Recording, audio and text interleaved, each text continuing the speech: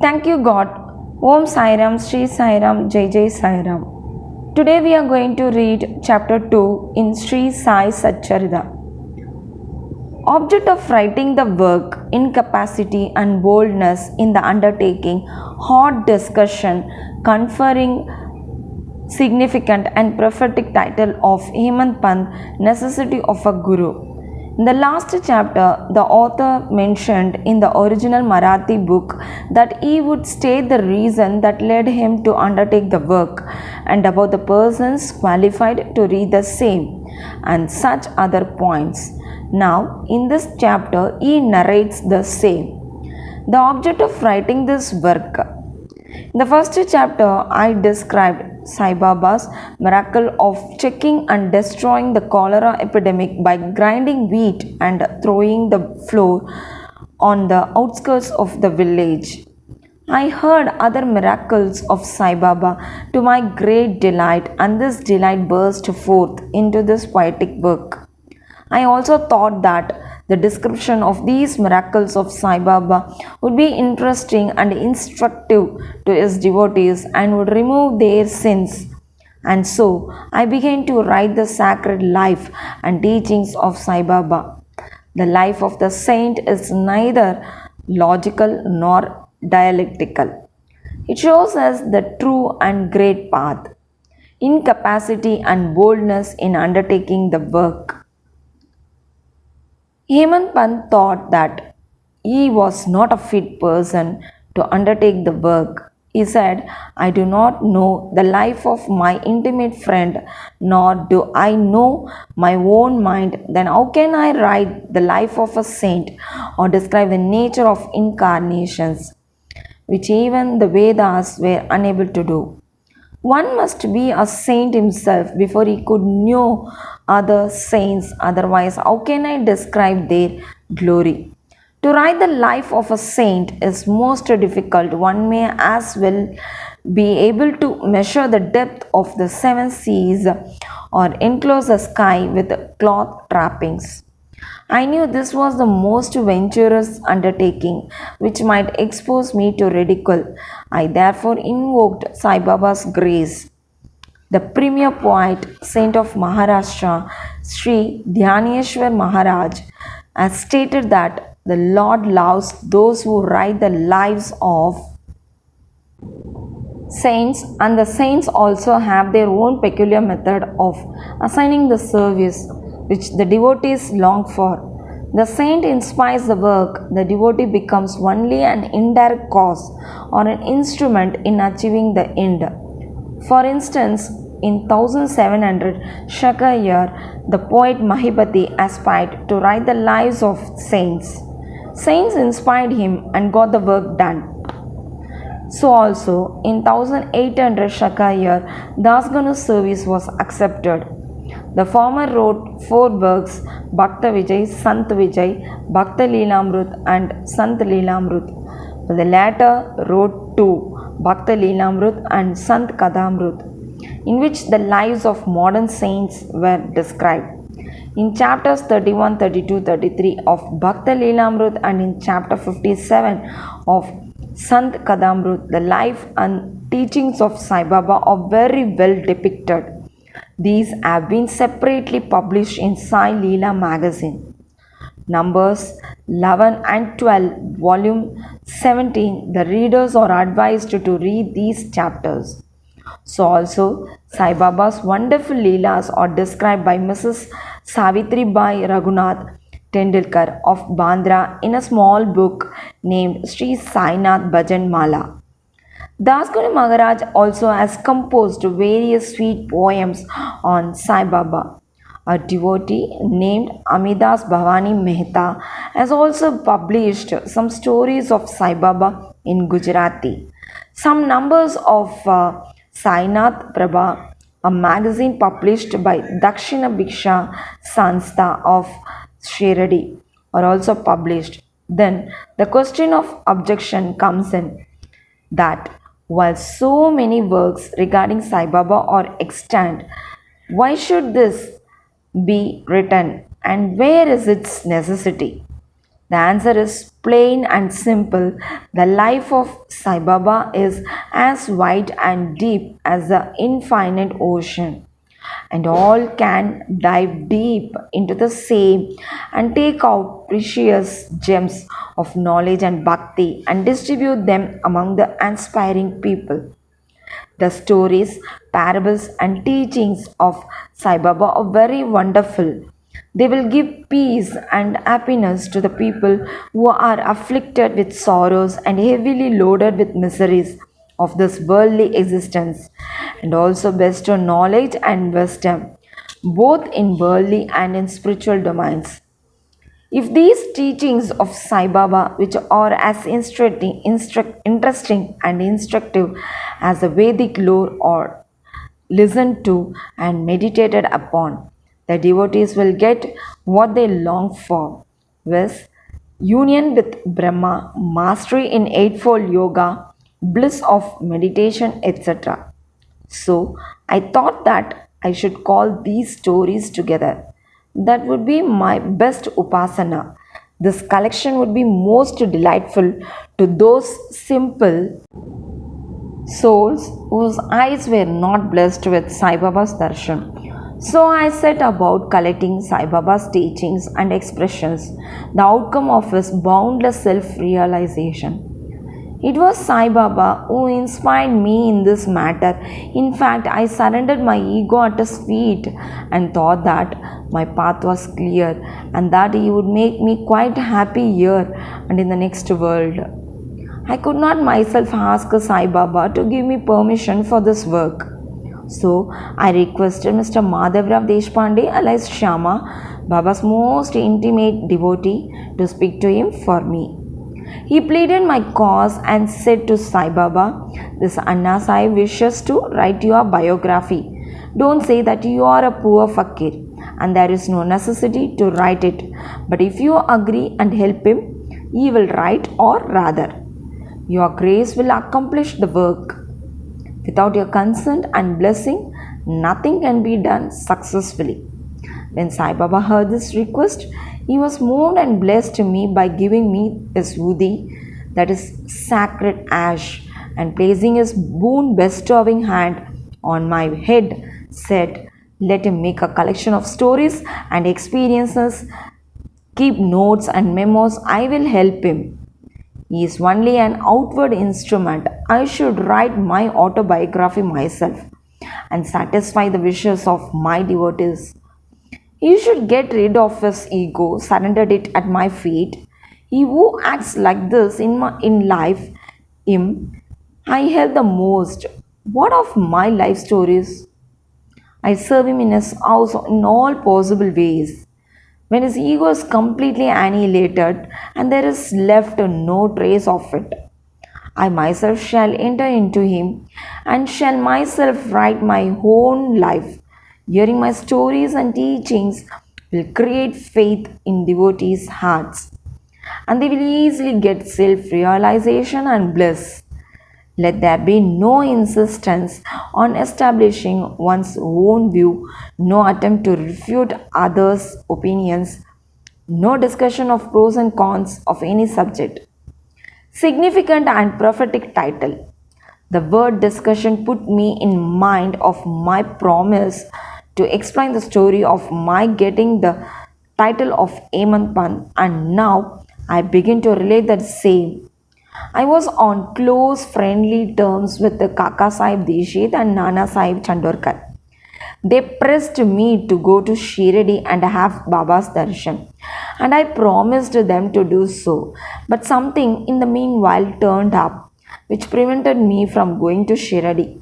The son of a friend of mine at Lonavala fell ill. My friend tried all possible means, physical and spiritual, but the fever would not abate. At length, he got his guru to sit by the bedside of his son. But this too was of no avail. Hearing this, I thought, what was the utility of the guru if he could not save my friend's son? If the guru can't do anything for us, why should I go to Shirdi at all? Thinking this way, I postponed my Shirdi trip. but the inevitable must happen, and it happened in my case as follows. Mr. Nana Sahib Chandorkar, who was a divisional officer, was going on tour to Basin. From Thana, he came to Dadar and was waiting for a train bound for Basin. Meanwhile, a Bandra local turned up. He sat in it and came to Bandra and sent for me and took me to task for putting off my Shirdi trip. Nana's argument for my Shirdi trip was convincing and delightful, and so I decided to start for Shirdi the same night. I packed up my luggage and started for Shirdi. I planned to go to Dadar and from there to catch a train for Manmad, and so I booked myself for Dadar and sat in the train. When the train was to start, a Mohammedan came easily to my compartment and seeing all my paraphernalia asked me where I was bound to. I told him about my plan. He then suggested that I should go straight to Porbandar and not to wait at Dadar, as the Manmad mail did not stop at Dadar. If this little miracle or Leela had not happened, I would have not reached Shirdi next day, as settled and many doubts would have assailed me. But that was not to be. As fortune favored me, I reached Shirdi the next day before 9 or 10 o'clock am. Ba Sahib Kaka Dikshit was waiting for me there. This was in 1910, when there was only one place with Sateswada for lodging pilgrim devotees. After alighting from the Tonga, I was anxious to have darshan when the great devotee Tatya Sahib Nulkar returned from the masjid and said that Sai Baba was at the corner of the Vada and that I should first get the preliminary darshan and then after bath see him at leisure. Hearing this, I ran and prostrated before Baba, and my joy knew no bounds. I found more than what Nana Chandorkar had told me. All my senses were satisfied, and I forgot my thirst and hunger. The moment I touched Sai Baba's feet, I began a new lease of life. I felt myself much obliged to those who spurred and helped me to get the darshan, and I considered them as my real relatives, and I cannot repay their debt. I only remember them and prostrate, that is, mentally before them. The peculiarity of Sai Baba's darshan, as I found it, is that by his darshan, our thoughts are changed. The force of previous actions is abated, and gradually non-attachment or dispassion towards worldly objects grow up. It is by the merit of actions in many past births that such darshan is got. And if only you see Sai Baba, all the world assumes the form of Sai Baba. On the first day of my arrival in Shirdi, there was a discussion between me and Bala Sahib Bhate regarding the necessity of a guru. I contended, why should we lose our freedom and submit to others when we have to do our duty? Why a guru is necessary? One must try his best and save himself. What can the guru do to a man who does nothing but sleeps indolently? Thus I pleaded free will, while Mr. Bhate took up the other side with destiny and said, whatever is bound to happen must happen. Even great men have failed. Man proposes one way, but God disposes the other way. Brush aside your cleverness, pride, or egoism won't help you. This discussion, with all its pros and cons, went on for an hour or so, and as usual, no conclusion was arrived at. We had to stop the discussion ultimately, as we were exhausted. The net result of this was that I lost my peace of mind and found that unless there is strong body consciousness and egoism, there would be no discussion. In other words, it is egoism which breeds discussion. Then, when we went to the masjid with others, Baba asked Kaka Sahib Dishit the following: what was going on in the Sateswada? What was the discussion about? And staring at me, Baba further added, what did this Emanpan say? Hearing these words, I was much surprised. The masjid was at a considerable distance from Satewada, where I was staying and where the discussion was going on. How could Baba know our discussion unless he be omniscient and inner ruler of us all? I began to think why Sai Baba should call me by the name Hemant Pant. This word is a distorted form of Hemandri Pant. This Hemandri Pant was a well-known minister of the kings Mahadev and Ramadev of Devgiri of the Yadav dynasty. He was very learned, good-natured, and the author of works such as Chaturvarga Chindamani, that is dealing with the spiritual subjects, and Raj Prashasti. He invented and started new methods of accounts and was the originator of Modi, that is Marathi shorthand script. But I was quite the opposite, an ignoramus and of mediocre intellect. So I could not understand why the name or title was conferred upon me.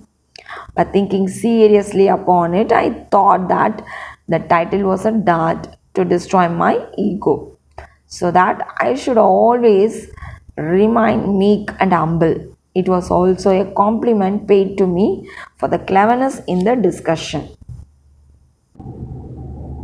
Looking into history, we think that Baba's word calling Mr. Dabalkar by the name Hemant Pant was significant and prophetic, as we find that he looked after the management of Sai Sansthan very intelligently, kept all the accounts properly, and was also the author of such a good work, Sai Satcharitha, which deals with such important and spiritual subjects as Dhyan, Bhakti, dispassion, self-surrender, and self-realization. About the necessity of a guru, Hemant Pant has left no note, no memo about what Baba said regarding this subject. But Kaka Sahib Dishit has published his notes regarding this matter. Next day, after Hemant Pant's meeting with the Sai Baba, Kaka Sahib went to Baba and asked, Baba, where to go? Baba said, I up. Then the man said, where is the way? Baba said, there are many ways leading there. There is one way from here, that is Shirdi also. The way is difficult. There are tigers and wolves in the jungles on the way. I asked, but Baba, what if we take a guide with us? Baba answered, then there is no difficulty. The guide will take you straight to your destination, avoiding wolves, tigers, and ditches, etc. on the way. If there be no guide, there is a danger of your being lost in the jungles or falling into ditches. Mr. Dabalkar was present on this occasion and he thought that this was the answer Baba gave to the question whether Guru was a necessity. White Sai Leela, that is volume 1, number 5, page 47. And he thereupon took the hint that no discussion whether man is free or bound is of any use in spiritual matters, but on the contrary, real Paramartha is possible only as a result of the teachings of the Guru, as is illustrated in this chapter of the original work, in the instances of great avatars like Ram and Krishna who had to submit themselves to their Gurus Vasishta and Sandipani respectively, for getting self-realization, and that the only virtues necessary for such progress are faith and patience. White Sai Satcharitha, chapter Second, 191 to 92. Bow to Sri Sai, peace be to all.